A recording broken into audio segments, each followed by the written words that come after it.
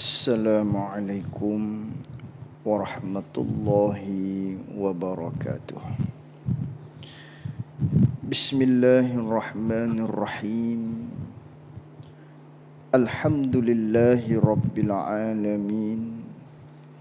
Wassalatu wassalamu ala ashrafil anbiya'i wal mursalin wa ala alihi wa sahbihi ajma'in. Allahumma fakihna fid din wa 'allimna ta'wilih. Allahumma fakihna fid din wa 'allimna ta'wilih. Allahumma fakihna fid din wa 'allimna ta'wilih. Allahumma nawwir qulubana binuri hidayatika kama nawwaltal arda binurika syamsika abadan abada. Birahmatika ya arhamar rahimin.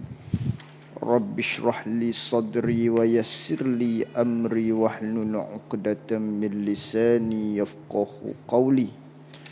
Allahumma salli wa sallim ala sayyidina wa maulana Muhammad. Qala al-muallif rahimahullahu ta'ala wa nafa'ana bi'ulumihi wa bi'ulumina fid dharain amin.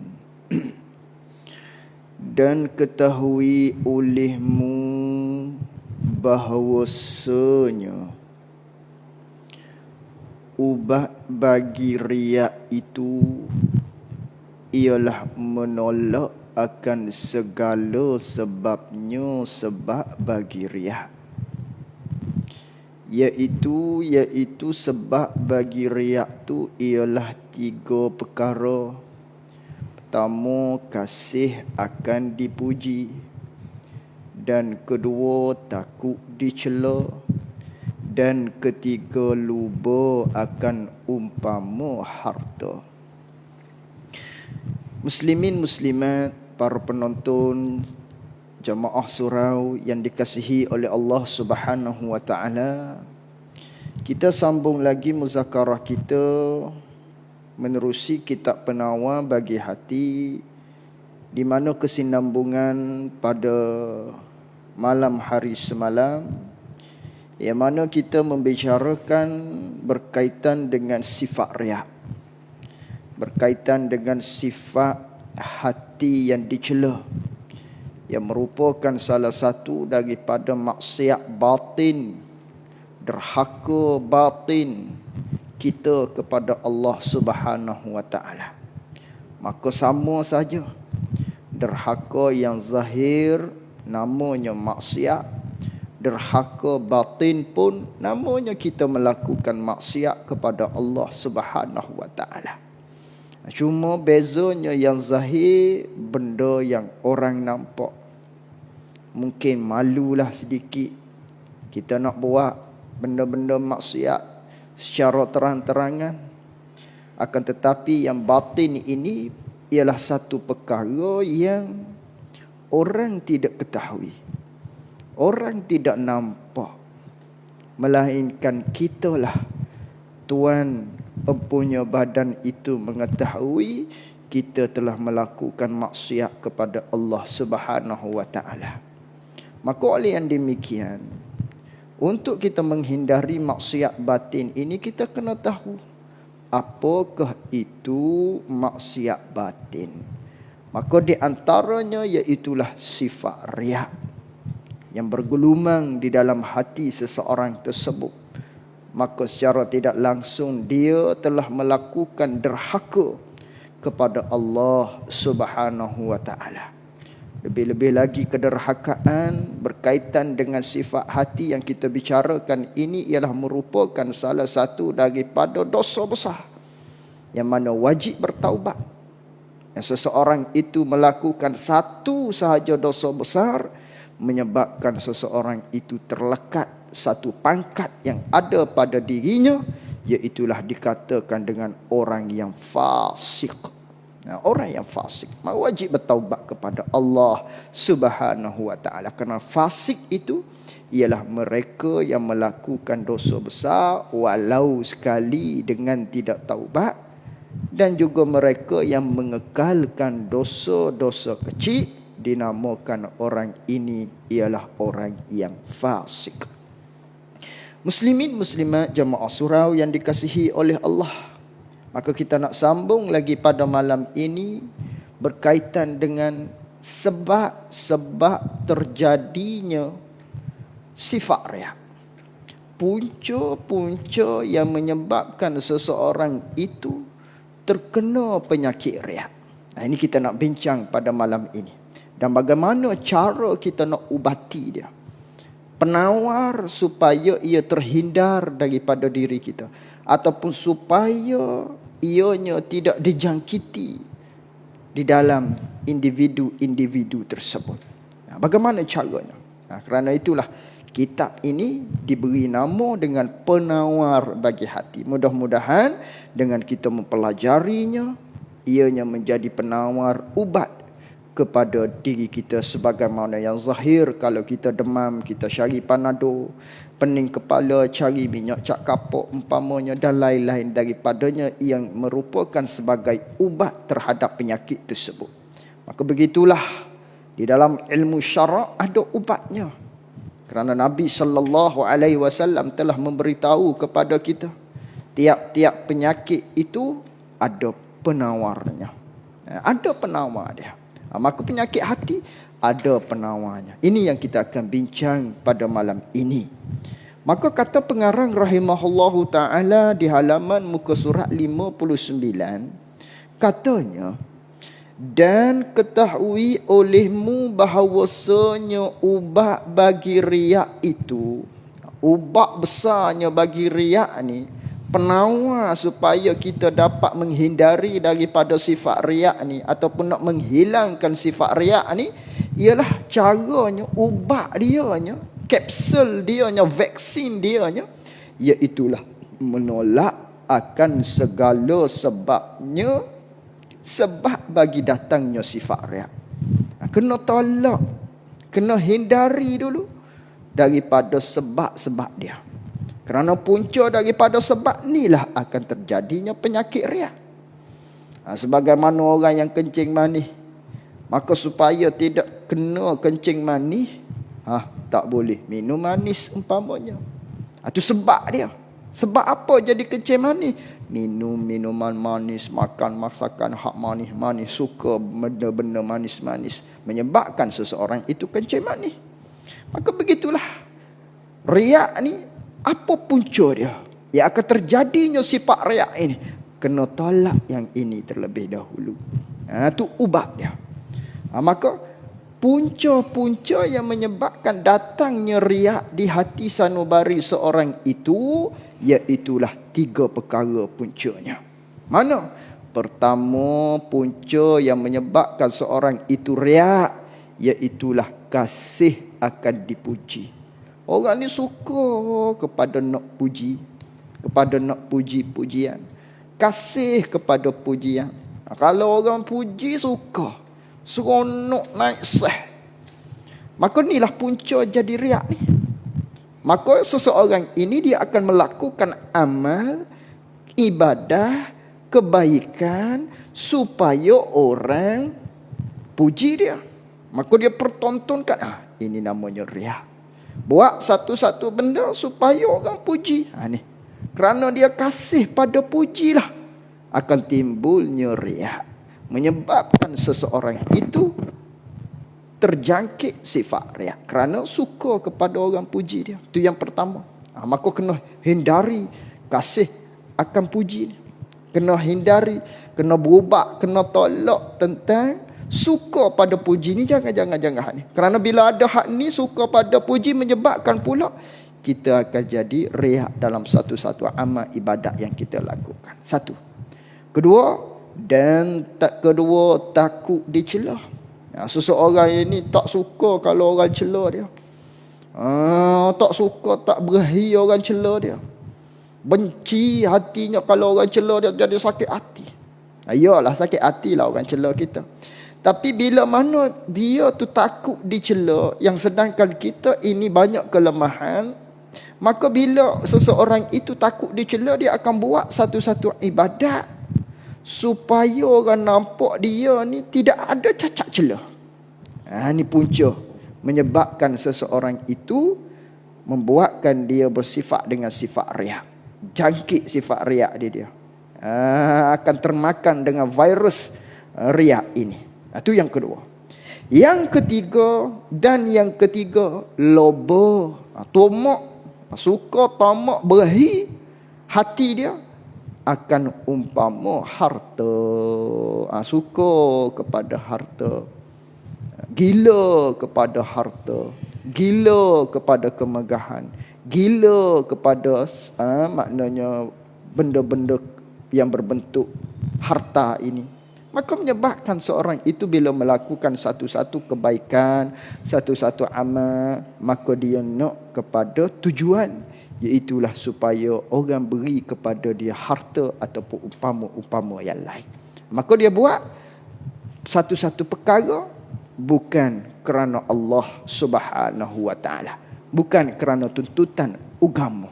Buat kebaikan kerana nak suruh orang puji, buat kebaikan kerana supaya orang itu angkat dia, kerana dia takut dicela, buat kebaikan kerana nak kepada harta. Ini menyebabkan seorang itu akan terjadinya pula sifat riak di dalam hati sanubari seseorang tersebut. Lalu tu pengarang kita nak hurai satu-satu. Huraian dia, adapun kasih dipuji. Ini huraian yang pertama, iaitulah kasih akan dipuji. Seseorang itu suka kepada pujian. Macam mana nak ubati hak punca yang pertama ni? Maka kata dia, contoh, maknanya contoh orang yang suka pada pujian ni, maka seperti bandingnya mereka yang menerkam ia seorang akan musuh yang banyak, yang ramai di dalam perperangan. Sebab apa? Dia menerkam musuh. Hero lah dia ni, supaya dikatakan akan dia akan seorang itu orang yang berani. Ni dia nak kepada puji ni, supaya naik nama dia, harum nama dia, disanjung nama dia. Ni kerana dia kasih suka pada orang puji, maka dia bertaruh, dia masuk dalam medan peperangan, nak terkam musuh di dalam peperangan, supaya orang nampak dia tu hebat. Itu tujuan dia. Ni orang yang suka kepada pujian. Macam mana nak buat orang-orang seperti ini ni? Maka begitulah bandingnya orang yang suka pada puji, maka ibadat yang dia buat supaya orang kata dia tu banyak amal dan lain-lain daripadanya. Maka bagaimana ubat dia? Kata pengarang rahimahullah ta'ala, dan ubat kasih akan dipuji ni ialah barang yang telah terdahulu pada ubat bagi kasih akan kemegahan. Bicara dah dia kata, mana hak terdahulu nulah di dalam bab kasih akan kemegahan, hak duk bicara berkaitan dengan penawar dia. Kena tilik kat sana lah, banyak dah dia bagi ubatnya. Tapi dia nak menyatakan dulu sikit. Dan iaitu ubat yang mana barang yang terdahulu pada ubat bagi kasih akan kemegahan tu, iaitulah bahawa ni ubat dia. Nak tolak kasih akan kemegahan, kita kena motivasi diri kita, ingat diri kita begini, bahawa mengetahui ia seorang, dia kena yakin dalam hati dia kena tahu akan bahawa puji itu kesempurnaan yang diwahamkan saja. Puji-puji, bila kita dapat puji, orang puji kita, ni benda orang sengka-sengka saja, bukan benda yang benar-benar. Tiada ada kesempurnaan yang sebenar. Bukanlah orang puji kita tu benda yang sebenar, tidak. Kerana apa? Kerana kita ni banyak kecelaan.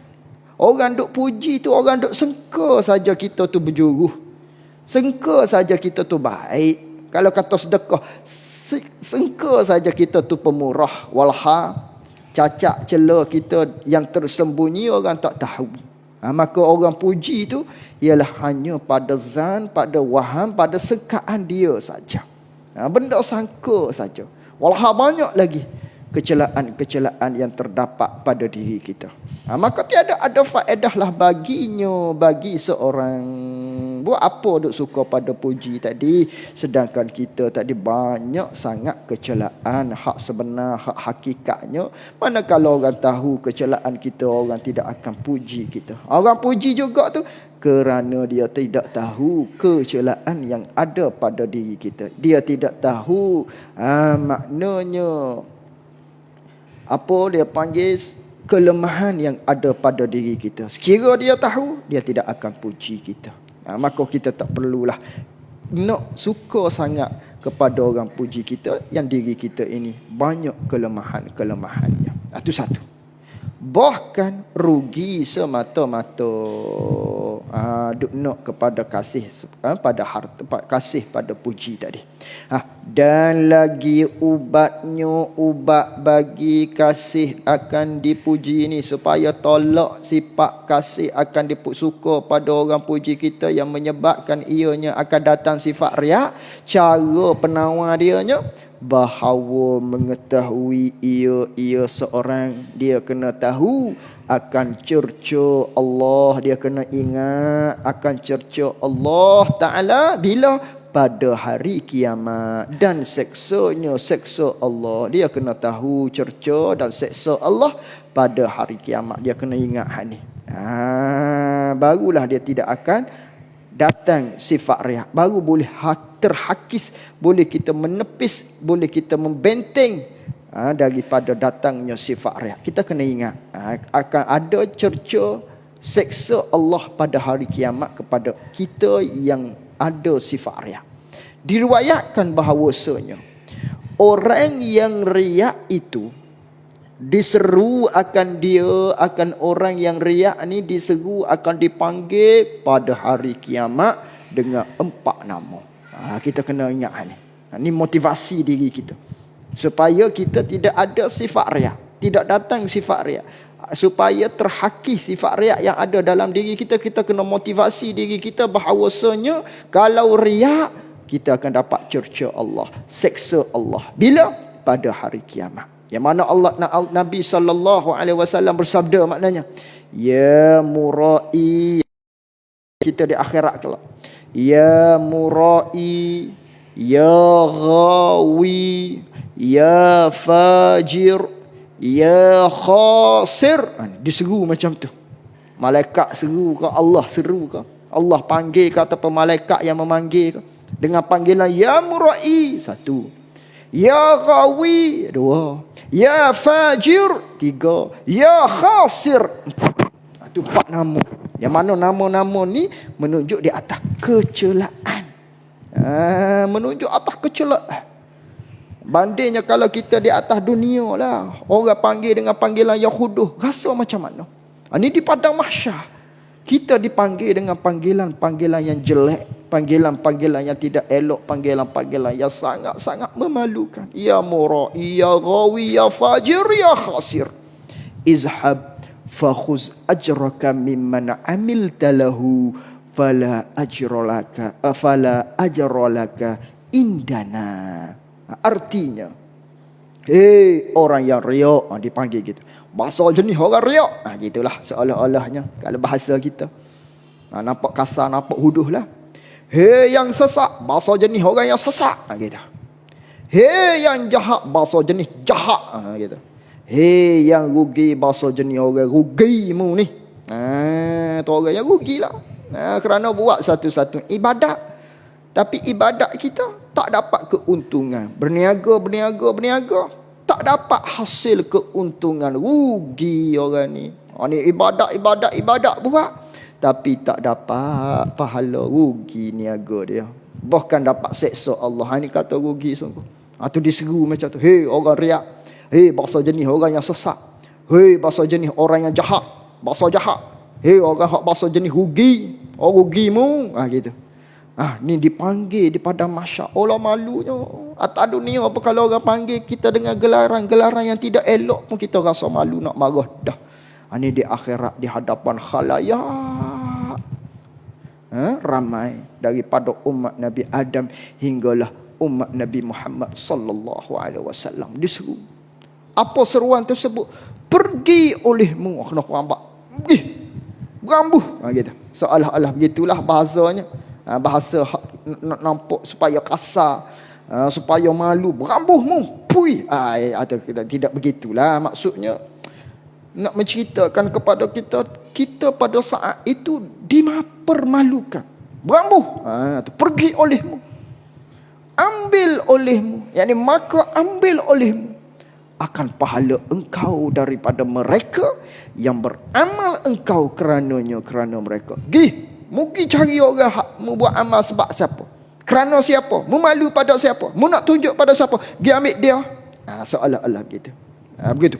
Di akhirat kalau bahasa jenis orang sesat, bahasa jenis orang hak jahat, bahasa jenis orang riak, bahasa jenis orang rugi, gi ke dia, gi cari dia. Gitu. Hak mu buat amal kerana dia tu, mu gi cari dia lah, berambuh. Gitu. Maka tiada ada pahala bagi engkau di sisi kami. Kata-kata kalalah itu perkataan malaikat di sisi kami, yakni di sisi maknanya catatan yang Allah Ta'ala beri, suruh kepada malaikat lah, mugi cari dia. Begitu. Tu kita kena ingat Allah, kita akan dipermalukan oleh Allah Ta'ala, oleh malaikat, maknanya di akhirat kelak. Ini betul bagaian seksa. Neraka tu seksa dah, dipermalu, dia hambak lagi pula, dia berambuh ke pula. Allah rasa malu. Kena ingat. Kalau ada mari perasaan riak buat ibadat, mari nak tunjuk pada orang, kena ingat ni sebagai pembenteng kepada kita, motivasi diri kita supaya terhindar daripada sifat riak tadi. Dah begitu. Apabila mengetahui ia seorang, bila kita ingat begitu, bila kita yakin akan seksa Allah Ta'ala dan cerca Allah sebagaimana janjian tadi, kerana riak itu, kerana adanya sifat riak itu di dalam hati kita, nescaya mudahlah atas seorang tadi nak meninggalkan riak. Bila kita ingat begitu, akan seksa Allah, akan cerca Allah, kita akan dipermalukan di akhirat. Bila kita motivasi diri kita ingat begini, mudahlah kita nak tinggal sifat riak. Mudahlah kita nak ni riak ni, jauh. Mudahlah kita. Mudahlah kita untuk meninggalkan riak kerana suka dipuji manusia itu. Yang di antara asbab riak datang ni kerana kita suka pada puji manusia. Bila kita ingat benda ni, maka kita akan dapat menghindari sifat riak itu ada pada diri kita. Bila dia datang, kita ingat, ni cerca Allah, takutnya di akhirat akan dipermalukan. Tu sekaligus ianya menjadi penawar kepada kita. Bandingnya dia kata, seperti mereka yang mengetahui ia mereka, seorang yang dia tahu akan ada racun di dalam air madu. Dalam air madu ni ada racun. Air ni sedap, air madu ni. Cincau ke, tembe ke, tapio ke dan sebagainya, kopi ke, tak kira lah. Kopi ais, rupa-rupa ada racun dalam tu. Kita suka pada dia padahalnya. Maka dah kita tahu ada racun dalam gelas ni, dalam gelas tersebut, cawan tersebut yang mempunyai air yang kita gemar tadi tu. Bila kita tahu ada racun, maka sudah tu silap tu. Dia tak terang, tak nyata tu. Maka mudah kita. Maka mudah atas seorang meninggalkan air madu itu. Hak kita duk gemar tadi, hak kita duk suka sangat pada air madu ni. Kita suka pada air madu, nak dia. Tapi ada racun. Tak boleh. Tadi kita suka pada pujian, tapi oleh kerana ada racun dia, menyebabkan kita akan kena cerca Allah, seksa Allah di akhirat. Kita tak mahu kepada sifat riak tadi. Ni kita suka pada air madu ni, air sesuatu air kegemaran kita ni. Bila kita nak, ada racun, tak boleh, tak ambil. Mudah kita nak tinggalkan dia kerana kita tahu bila makan menyebabkan kita sakit. Mudahlah kita nak tinggal air madu itu. Tu bandingan dia. Bersalahan tak serupa mereka yang tiada mengetahui ia mereka akan racun mana yang di dalamnya, di dalam air madu tadi. Bila kita tak tahu, maka tertipulah ia mereka tadi, dah tertipu dan minum ia mereka akan air madu yang terdapat di dalamnya racun kerana dia tak tahu. Ni ubat dia. Bila kita ingat benda ni, maka secara tidak langsung kita tidak akan memakai sifat riak di dalam hati kita. Kalau orang yang tak tahu ada racun, dia akan tertipulah, dia minum. Manakala minum, maka binasa ia seorang tadi, ia mereka. Kita kena ingat gitu. Binasalah kita. Kerana kita minum air yang kita suka, yang menyebabkan kita akan jadi sakit. Itu satu. Tambahan lagi, ini ubat lagi. Tambahan lagi ubat untuk mengelakkan daripada datangnya puji. Bila kita suka pada puji, maka menyebabkan kita akan ada riak pula. Maka ubat dianya tambahan lagi menetapkan ia seorang di dalam hati seorang.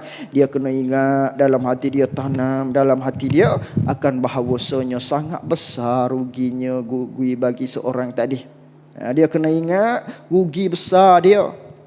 Apa? Dengan membeli puji manusia. Dia beli dengan cela dan seksa Allah. Ambil puji, pergi tukar dengan cela dan seksa Allah. Dia kena ingat begitu. Jangan. Jangan ada sifat riak dalam hati aku. Rugi aku. Pergi beli puji manusia nak dapatkan dia. Tapi gatinya seksa Allah di akhirat. Rugi. Itu kena ingat begitu. Dua. Yang ketiga, kita kena ingat dalam hati kita akan bahawasanya suka manusia itu tujuan yang tak biasa didapat.